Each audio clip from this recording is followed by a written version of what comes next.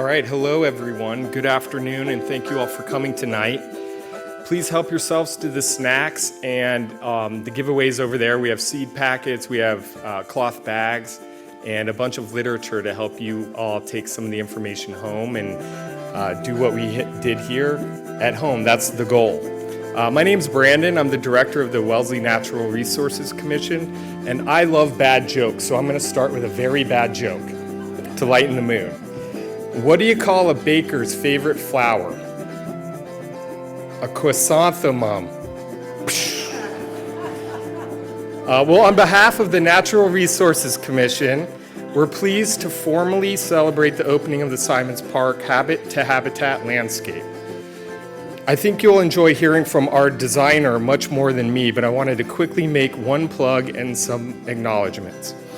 The plug, we have another program next Thursday on Zoom, co-sponsored by Sustainable Wellesley, the Lexington Climate Access Network, and Quiet Communities. And it's called Making the Shift to Cleaner, Quieter Landscaping. So please join us for that. Information is on our website.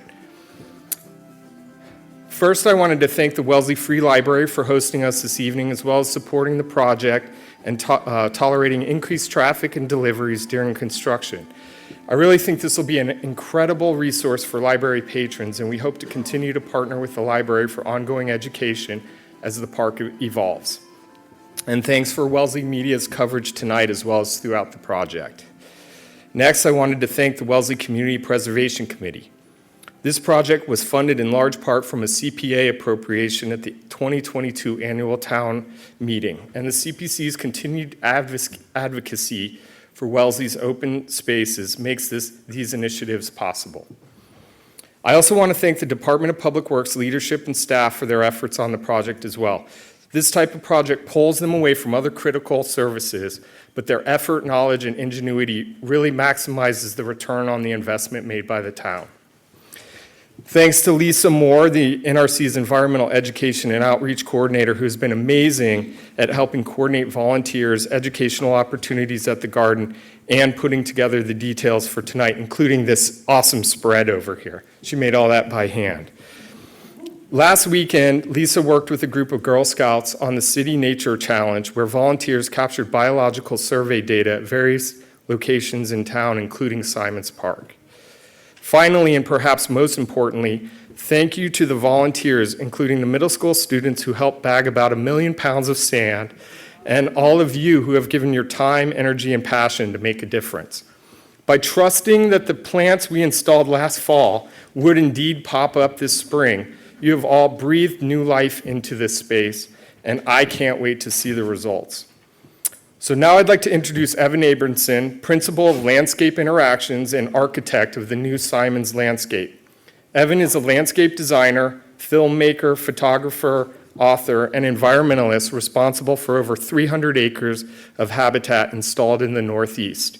Thanks again, and please welcome Evan.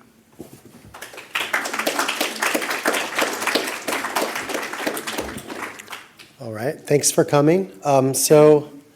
We're going to talk about the design outside. I'll show you guys a little information about why we chose the plants, which pollinators they support, and the importance of pollinators in our ecosystems.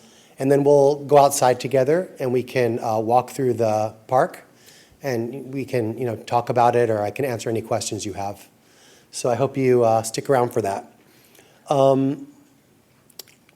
Before we talk about the design, we're going to talk about why this design exists and why we need to do this type of work in the Northeast. So as many of you probably know, we're living in a unique time on Earth where humans are having an outsized impact on the Earth's living systems. And it's called the age of the Anthropocene. The Anthropocene is a new geological epoch that's defined by the impact of humans on the environment. Things like carbon dioxide emission rise, sea level rise, as well as the global mass extinction of species. And currently, as many as 30 to 50% of all species on the planet are heading toward extinction by the middle of this century. What this potentially means is a collapse of nature. There's 1 million species threatened with extinction globally, including over 25% of the native bee species in North America. And insects are essential for our ecosystems, not only as pollinators, but also as food for other creatures and recyclers of nutrients. At the current rate of decline, most insect species could vanish within a century or less. In the words of one scientist, we're sleepwalking towards the edge of a cliff. And the biggest factor affecting loss of insects is loss of habitat, which basically means turning natural spaces on the planet into something other than that, whether it's a farm, a large farm, a city, or suburban sprawl. Not just insects are declining, but also birds. North America has lost 3 billion birds since 1970, which is over 1 in 4 birds in the past 50 years. And the number one reason is the same as what's affecting insects, it's loss of habitat. According to the UN's Convention on Biological Diversity, the 5 main threats to global biodiversity are changes in land and sea use, exploitation of natural resources, climate change, pollution, and invasive species. And those first 2 together are basically what defines habitat loss. So that's what we're trying to tackle with this project. We're trying to put back habitat onto a landscape that was previously grass, and doing that in a way that people can use it and enjoy it. But in order to solve the climate crisis, you also have to look at the biodiversity crisis.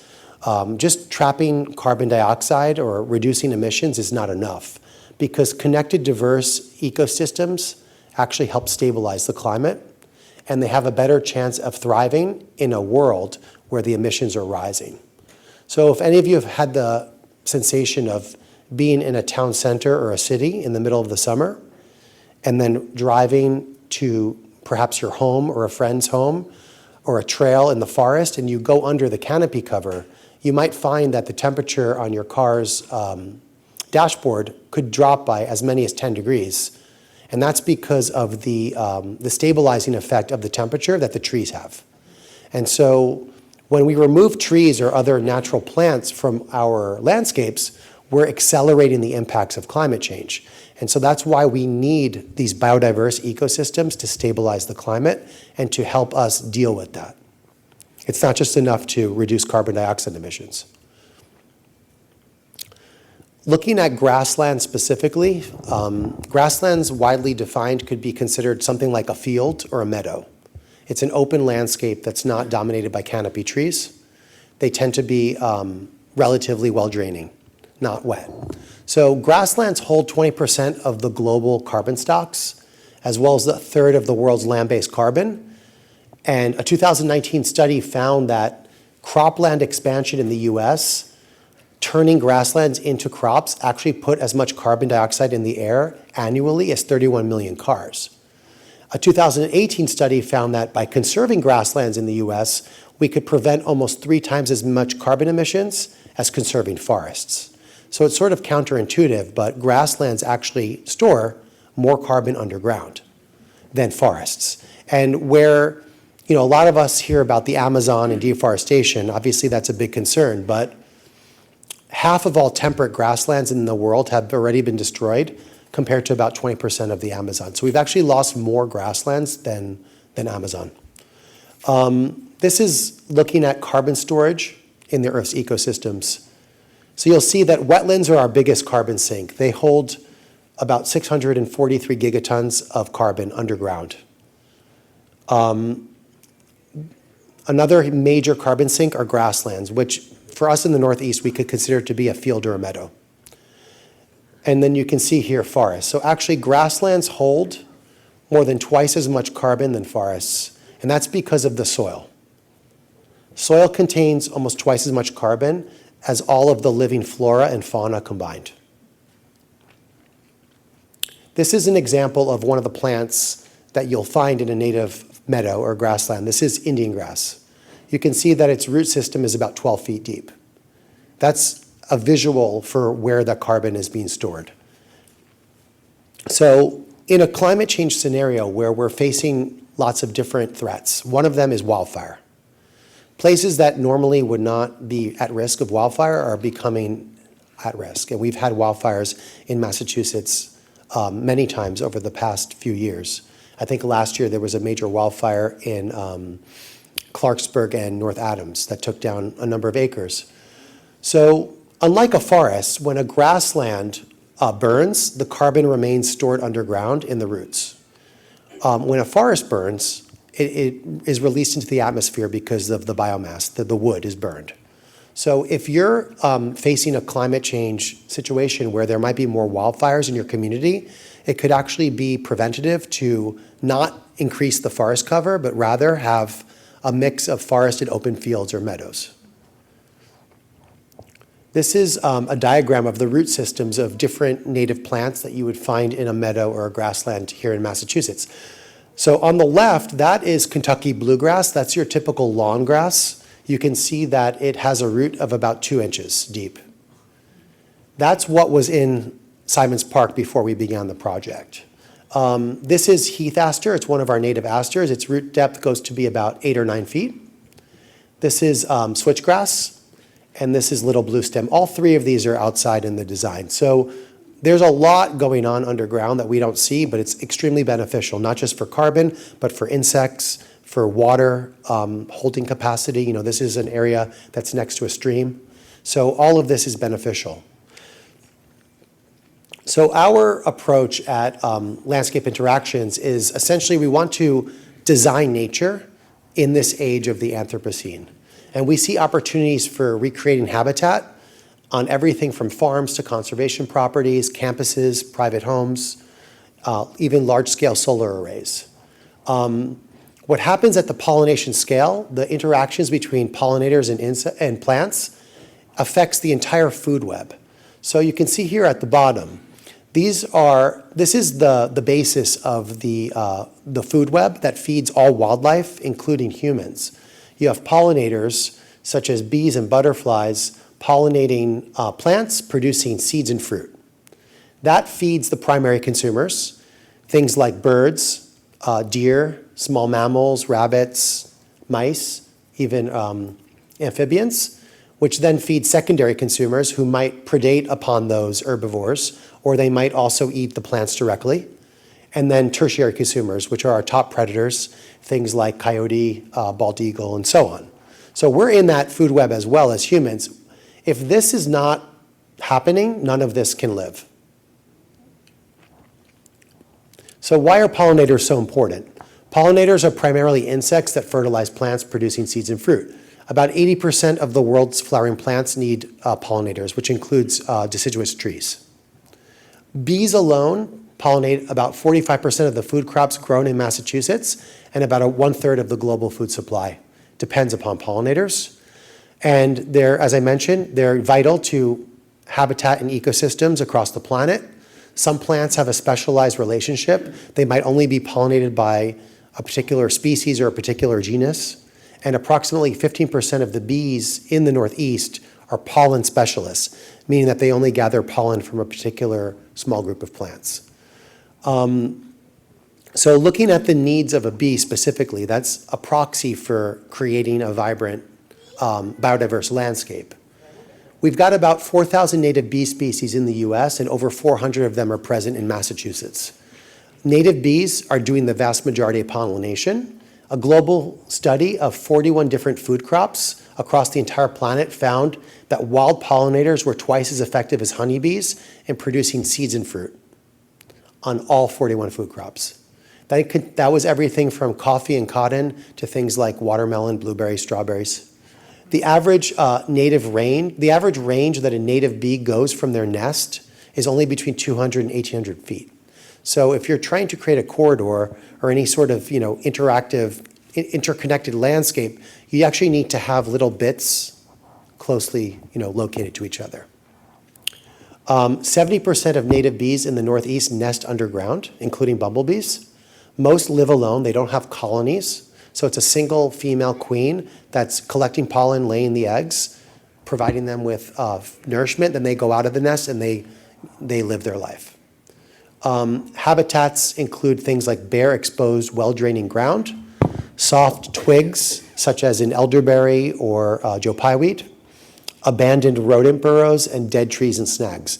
And there was a really interesting article, I think it was in the New York Times a couple days ago, at the Philadelphia flower show, someone did an installation where they actually had a dead tree in the middle of the flower arrangement to kind of highlight, the beauty that you could find in a dead tree. So, we can consider dead trees or, parts of trees as part of our ornamental landscape. It's not always something you have to cut down and get rid of because there's insects living in it, including bees.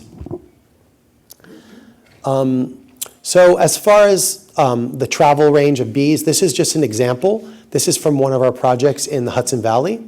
And you can see that we had a meadow over here, a hedgerow and a meadow here, a pond, restoration and a meadow down here. The yellow dashed line is the average distance that a bumblebee would fly from the center of the circle, whereas the blue is a mason bee and the pink is a sweat bee. So depending upon the size of the bee, it will go either moderately far or not far at all. But when you have these pieces connected, you can create the corridor. In this case, this is a 200-acre property. So if we would have just put one meadow in at the top corner, that wouldn't really be sustaining something for the whole site. Not just bees are important. There's many other significant pollinators. I'll just highlight a few. The ruby-throated hummingbird, they're about adept at pollination as a honeybee. They use trees, shrubs, and vines for shelter, and they prefer to forage on tubular flowers, things like jewelweed or native honeysuckle. They're not a threatened species. So what that means is that they're not at risk of extinction. Their numbers are not declining. So we don't target them specifically, but we are supporting them with what we're doing for the threatened species, such as some of the long-tongued bees. The Aphrodite fritillary butterfly, it's an example of a specialist. They only lay their eggs on native violet. So if you have violets, you could be supporting them on your property. And they're a species of conservation concern in Massachusetts, and they're at risk in New York. So we would be targeting them for many different projects in those areas. The monarch butterfly, they spread pollen farther than bees. As many of you know, they only lay their eggs on milkweed. But even though many states list them as threatened, there was 2 recent studies that came out in the last month that found that in the eastern part of the United States, which is east of the Mississippi, monarchs are actually not declining. Their numbers are actually higher than ever before. And therefore, they're not a species of concern. Not that we won't plant milkweed and that they won't benefit from it, because milkweed is a great plant for many other species, but it's not like if you just do milkweed, you're solving the pollinator crisis. That's sort of what I'm trying to distinguish here, is between species that need help and species that are fine. The southern pine sphinx moth is a specialist moth. They fill in gaps by pollinating at night. So they're pollinating plants that stay open at night. They only lay their eggs on native pine. They're at risk in New York. They're critically imperiled in Connecticut, New Hampshire, Maine, Delaware, and Indiana. So in Massachusetts, we haven't assessed whether they're declining, but in many of the surrounding states, they are. Regarding honeybees, many people, including myself, first became aware of the pollinator crisis because of colony collapse disorder. Essentially, what happened was between 1980 and 2005, the number of honeybee colonies in the US went down about 50%. So people became alarmed and they wanted to do something about it. Notably, the main thing affecting loss of honeybees is the same thing affecting native bees, which is loss of habitat. But since 2005, the number of honeybee colonies in the US has actually stabilized. What that means is that a lot of efforts have been made to bring back the honeybees, and so their populations are now stable. So they're not a declining species. They're not a species at risk of extinction. Whereas in a 5-year period between 2010 and 2015, wild bee abundance in the US dropped 23%, which is extremely high for a short 5-year period. This map shows you all the areas in yellow had the lowest wild bee abundance in the US. All the areas in blue had the highest. There's no, it's not a surprise that areas that are the most developed, especially along the eastern seaboard, areas that have the biggest industrial farms, those are the areas that had the lowest numbers of wild bees. This map is showing you estimated use of one type of neonicotinoid pesticide. So you can see it's not a coincidence that these 2 maps are nearly identical. there's a direct correlation between the use of pesticides and the decline of bees. As far as our fruit and vegetable crops, native bees do a lot of their pollination. And notably, only bumblebees pollinate tomatoes. They also pollinate melons, eggplants, blueberries, and apples, as well as andrinas, as an example, pollinate apples, blueberries, and so on. So we may not realize it, but our native bees are providing a lot of our food. This is a list of peer-reviewed studies that have looked at honeybee competition with native bees and other wild insects. And essentially, what the literature tells us is that it's a competition that occurs. Inevitably, the honeybees and the native insects are all looking for the same thing, either pollen or nectar or both. And so if you overstock an area with honeybees, you will be preventing the native insects from obtaining what they need to live. So what's the difference between diversity and abundance? Diversity is a lot of different things that you would find in an area. Abundance is a lot of something. What we're trying to achieve with our project here and with all of our projects is attracting a diversity of pollinators. What that means is not just one species or two species. We want to attract 5 or 10 or 20 species. The reason for that is because each species has a different role in the ecosystem. They're providing they're playing a different role that is necessary for the other members of the community, whether they're plants or other animals. So, as an example, in Massachusetts, 2 out of 11 bumblebee species are already extirpated. They're gone from the state, they're not coming back. They're locally extinct. 2 more species of bumblebee are expected to be gone within the next decade unless we do something about it. In New York State, they did a statewide assessment of pollinators. It's called the Empire State Native Pollinator Survey. It was published about 2 years ago, and what they found was that 24% of native bee species are at risk of local extinction, 11% are already extirpated, and between 38 and 60% of native bees, flies, beetles, and moths are either at risk or extirpated. So that's over half. Bumblebees, 25% of New York's bumblebee species are already extirpated. They're gone from the state. So lots of bees on a landscape isn't always a good thing. You could have a landscape filled with invasive plants, and you could have a ton of bees on it, but they might all be the common eastern bumblebee. So that's an example of abundance, but that's not diversity. While some species are declining right now because of the various things we've discussed, habitat loss, climate change, pesticides, what have you, other species are more abundant now than they ever were before. So those species are actually responding positively to these anthropogenic impacts. But this is not a good thing because we need a diversity of species to fill the roles in the system. This is a map of the entire Hudson River Estuary watershed, all the way from Battery Park in Manhattan, all the way up to Albany. Between 2000 and 2021, 62% of all observations of bumblebees were a single species. That's out of 18 species. Whereas historically, which are the bars in teal, you could see there was a more even distribution of species. And the same pattern is occurring throughout the Northeast. One species is becoming dominant, which is Bombus impatiens, and most other species are either no longer observed or are observed in much lower numbers than before our current period of climate change, habitat loss, etc. We're also losing a lot of our native plants. There's a direct correlation between plants and pollinators. At present, 25% of New York and New England's native plant species have been lost in comparison to historical figures, and non-native plant species, including invasives, have increased regionally almost 20%. Just a little mention about the difference between a native plant and a cultivar of a native plant. So for those of you that are not master gardeners or familiar with the term, a nativar is a native plant that has been bred for certain traits. So it's a horticulturally modified native plant. An example would be to make it bloom for a longer time, or to have showier flowers, or to be disease resistant. Well, a whole range of studies have found that insects prefer to forage on native plants as opposed to cultivars or non-native plants. And horticulturally modifying native plants may negatively affect pollinators. Some nativars don't have seeds or they don't produce pollen, as an example.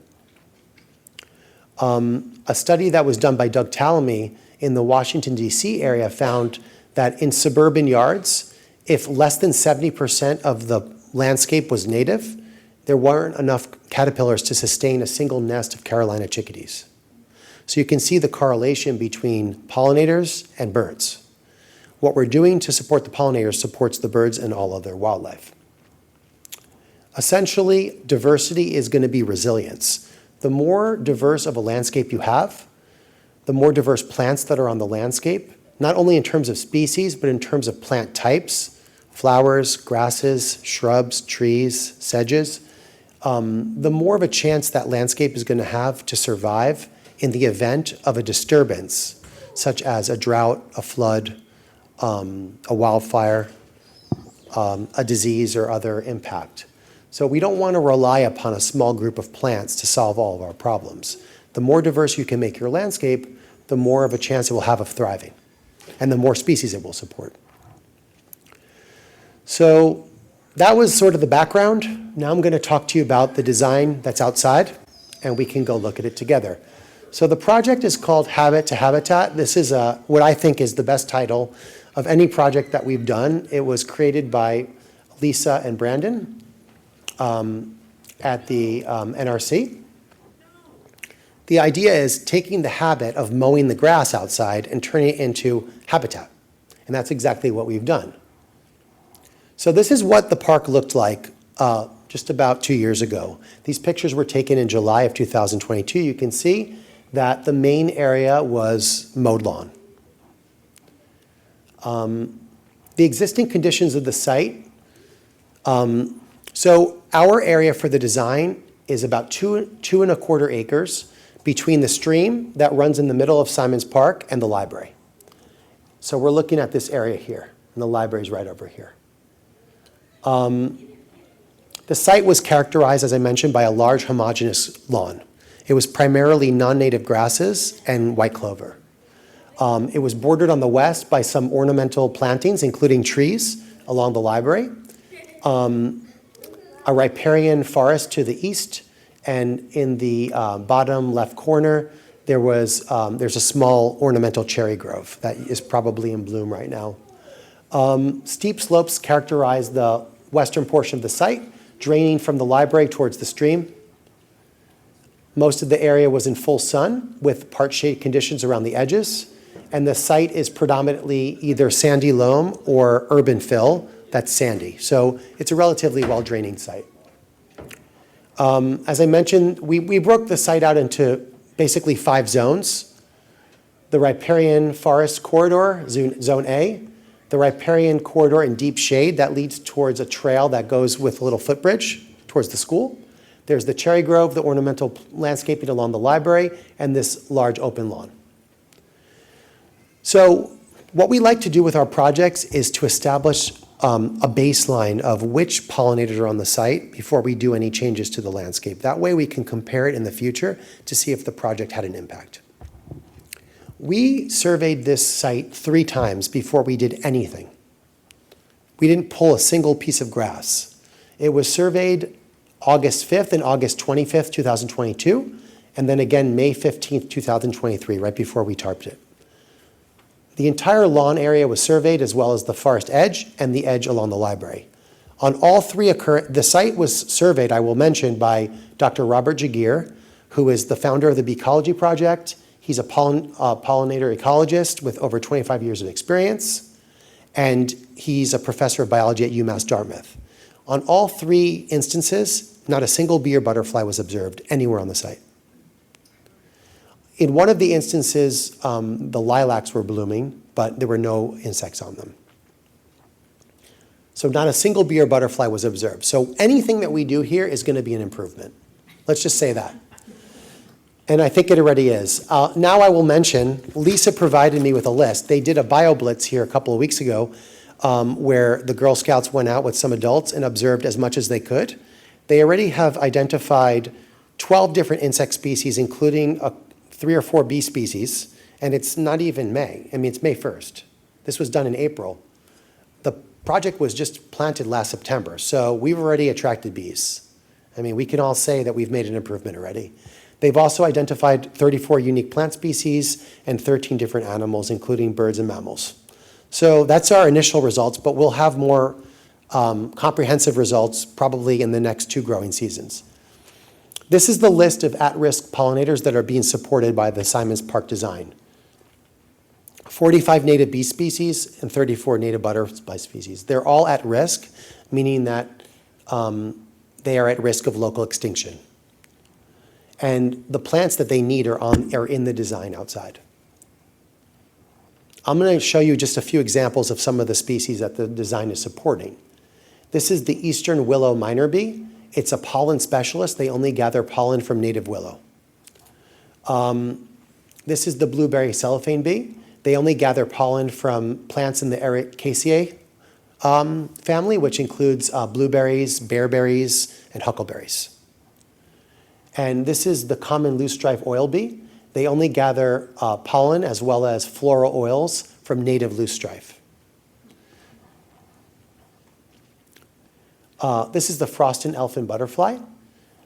Their only host plants in the Northeast are lupin and yellow wild indigo, both of which are outside. The juniper hairstreak butterfly requires eastern red cedar to lay its eggs. We have 3 of them outside. And the crossline skipper, its host plants in the Northeast are little blue stem and purple top. We chose to just use little blue stem. So here's an overview of the design. It's a bit hard to read, so I'll just run you through it. So you've got Washington Street here on the north, you've got the library on the west, and the stream to the east. There's a path that exists in the forest that leads towards a footbridge. So what we did was we extended that path through the middle of the area that was lawn with a curving shape leaning towards Washington Street. In the center, there's a large circle.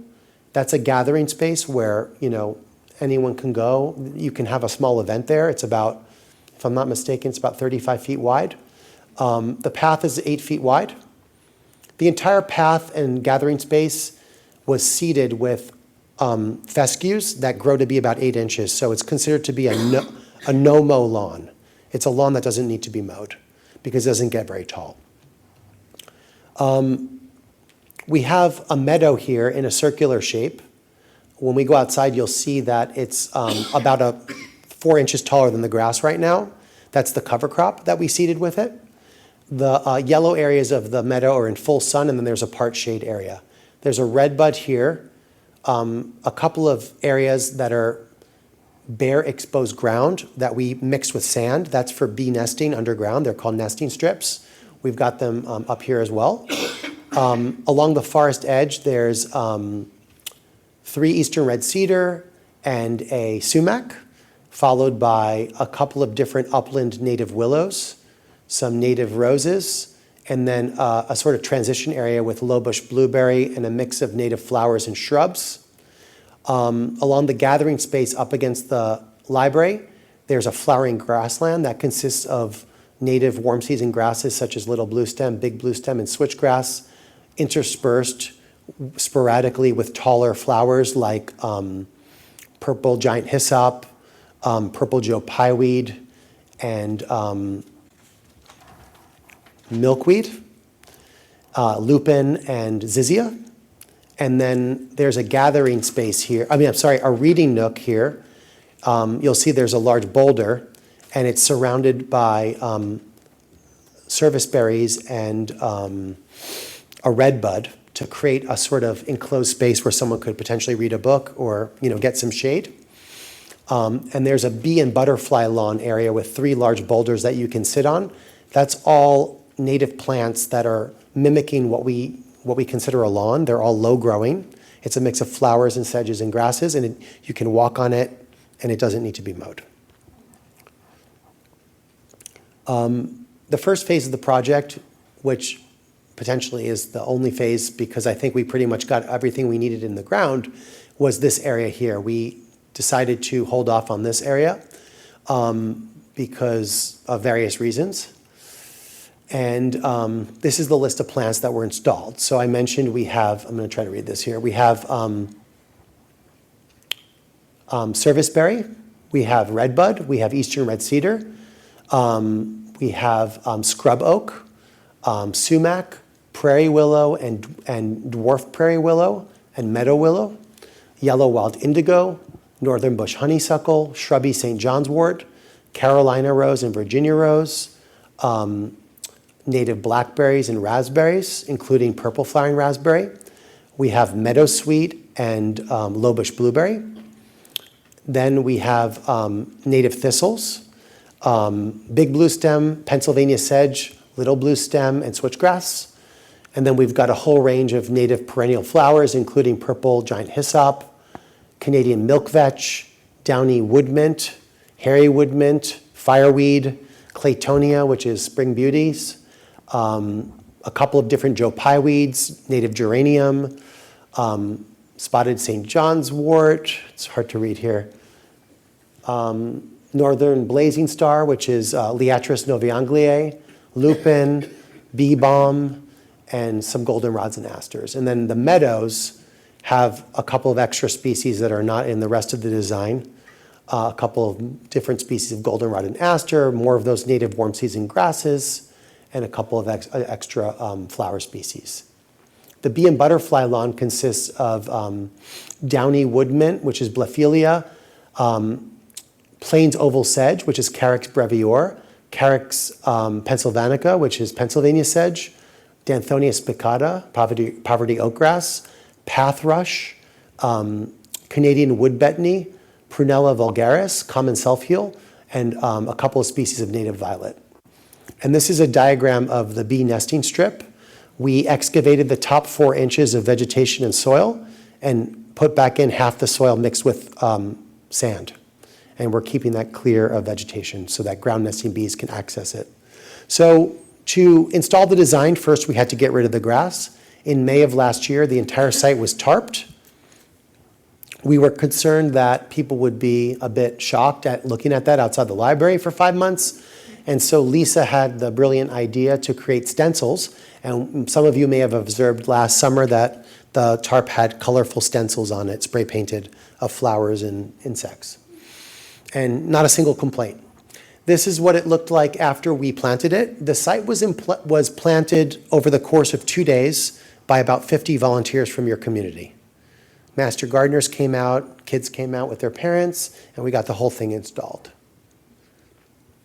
The benches are recycled granite that was from a former bridge abutment that was off to the side in a parking lot somewhere that we found. And they're beautiful.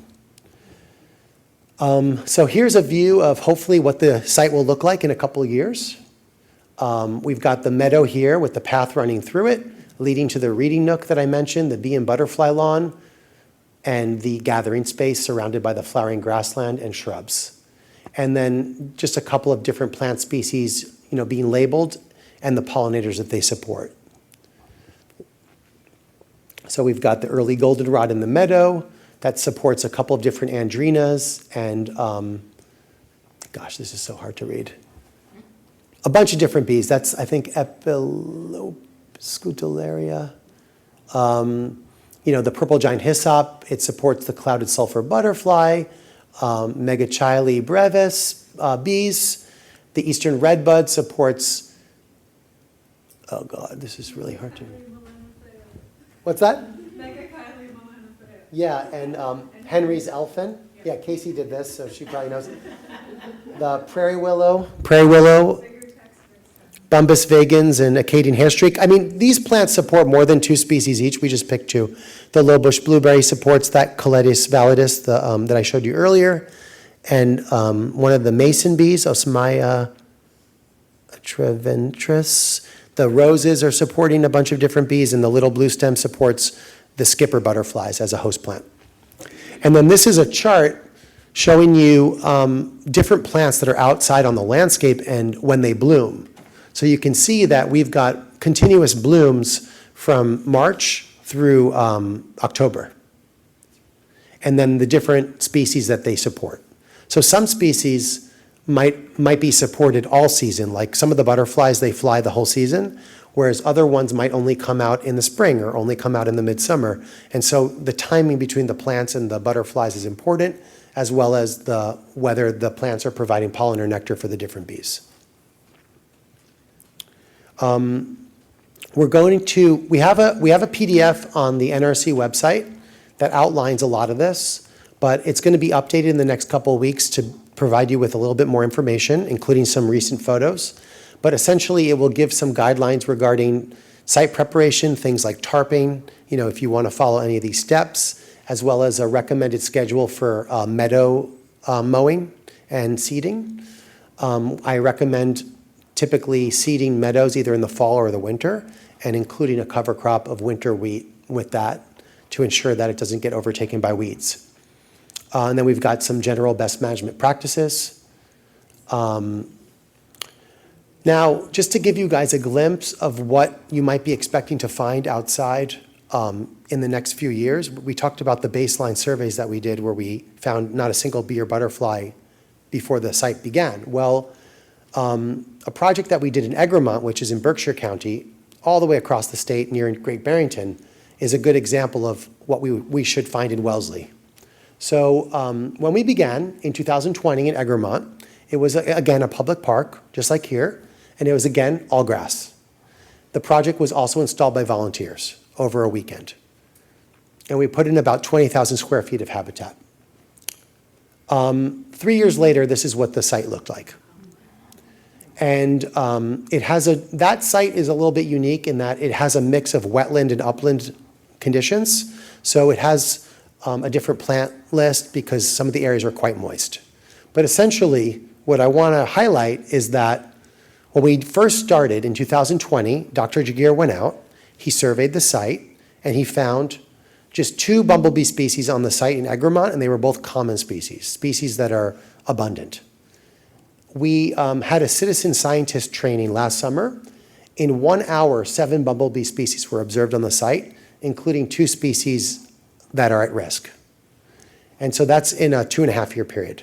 We went from 2 to 7 species, and we hit 2 of our target species.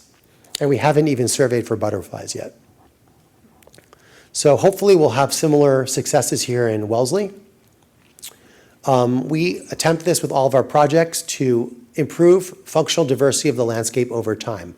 What that means is a diversity of different insects and plants interacting and filling the niches in the ecosystem.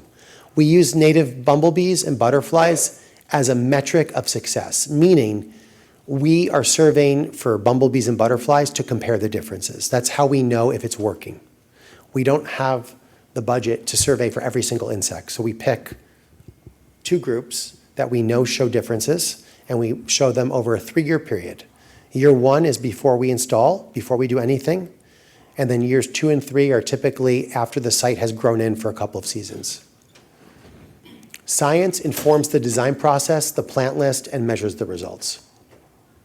So here's our website, landscapeinteractions.com. If any of you want to reach out to me, my email is evan@landscapeinteractions.com. And I can take your questions now. You can grab some food. We can go outside and look at the site. Thank you.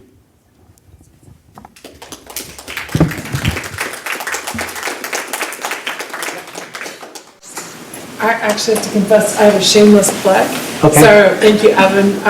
For anyone who's interested in the plant list or the seed list or to take part or all of the designs, they're publicly available on the Town of Wellesley's Natural Resource Commission website. It's right on the landing page. So just wanted to, because it's a little hard to see here, but if you want to go back and look at the details, they're all available to everybody in town. So thank you for coming today. Yeah, it's great. Yep. In the maintenance of a meadow, do you anticipate mowing and at what frequency? Yes. Or burning? Yeah, I mean, burning would be ideal, but I don't think we're going to be able to do that here. I burn the meadows on my property in western Massachusetts. So this is the first growing season. We seeded it in September. It's going to be mowed. Whenever it gets to be about 12 inches tall, we're going to take it down to 4 or 5 inches, and we're going to do that the whole year. So it's probably going to be mowed about once a month. Then next year, Most likely, we'll do one mow in the spring. The first time it gets to be about 12 inches, just to outcompete those cool season grasses, and then let it go, and then it will just grow in. And then, depending upon what comes up, let's say it remains herbaceous and no woody plants try to make it through, which I doubt because there's a lot of maple seedlings, we might only need to mow it once every 1 to 3 or 1 to 4 years. But in a site like this, because of the maple seed pressure, I anticipate that it'll probably be mowed once a year or once every 2 years. And when I say mow, I mean like a high mow, like a 5-inch mow or a 6-inch mow. So it's a lot less than what you would do for a lawn. Over time, the maintenance goes down. Yes? No mow May. I have a regular lawn. What will the no mow accomplish?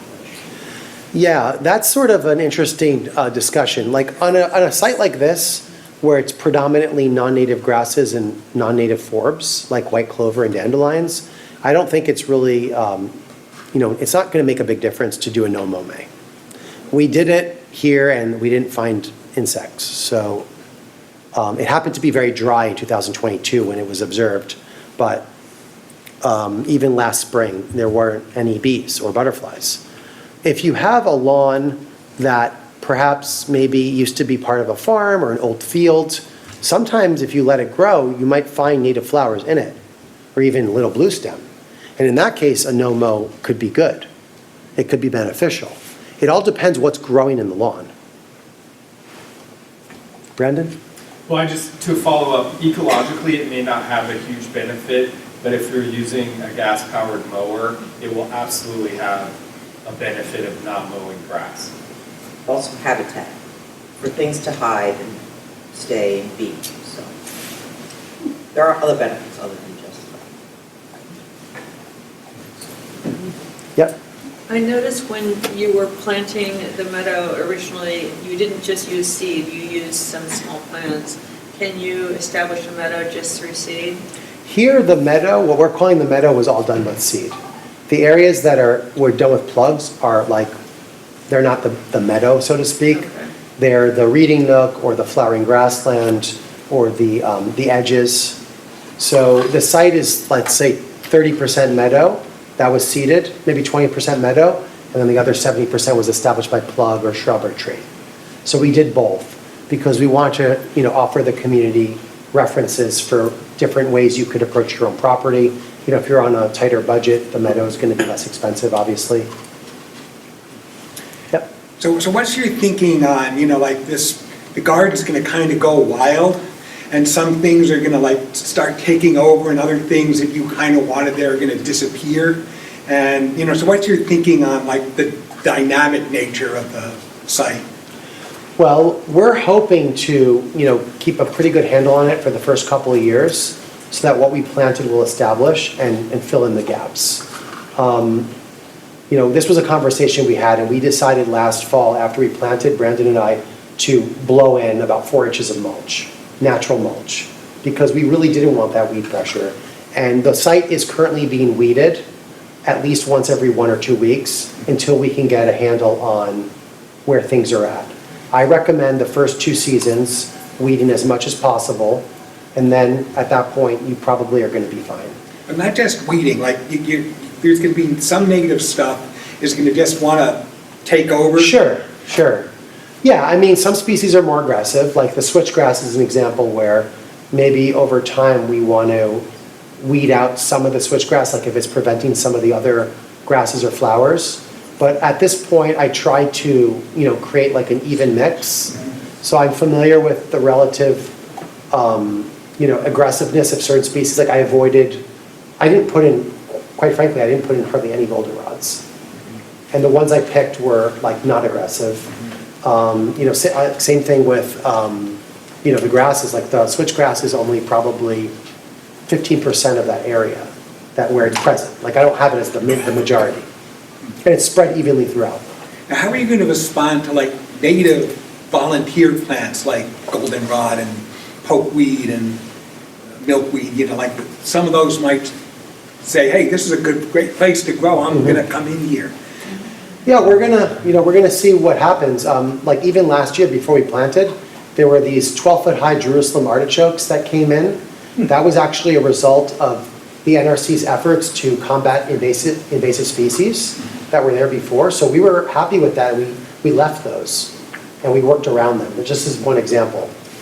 Yeah. I'm sorry, I don't want to interrupt these great questions, but I do want to give everyone a chance to get Yeah. outside and actually see it Yeah. before it gets too dark. So Sounds maybe you good. can catch Evan while we're out there. Yeah, we can talk outside. Grab a kebab, something.